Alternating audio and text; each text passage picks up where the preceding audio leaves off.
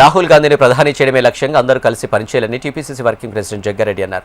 మీనాక్షి నటరాజన్తో కలిసి తుంగతుర్తి శివచరణ్ రెడ్డి అంశంపై ఎల్లుండి రిపోర్ట్ ఇస్తామని చెప్పినట్టు వెల్లడించారు.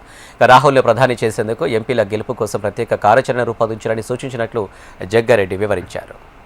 ఈరోజు అందుకే నటరాజన్ గారిని కలవడం జరిగింది. రాహుల్ గాంధీ ప్రధానమంత్రి కావాలన్నదే మన అందరి కోరిక, దేశంలో అందరి కోరిక.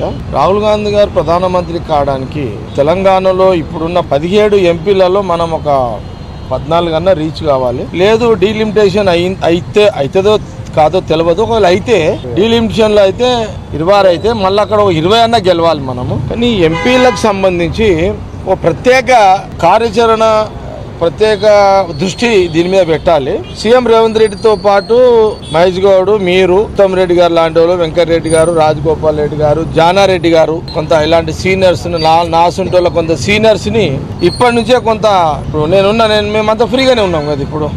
సరే వాళ్ళు మినిస్టర్స్ అయినా ఇది ఒక టీం చేసి ఈ ఎంపీలు కూడా మనము ఇప్పటి నుంచే, గవర్నమెంట్ అంటే సీఎం ఉంటాడు, పీసీసీ ఉంటాడు, కానీ ఎంపీలు ప్రత్యేక శ్రద్ధ పెట్టి చేస్తే బాగుంటుంది ఏదో ఒక ఆలోచన వచ్చింది మేడం, మీతో షేర్ చేస్తున్నా అని వారికి చెప్పడం జరిగింది. ఇది ప్రధానమైన అంశం.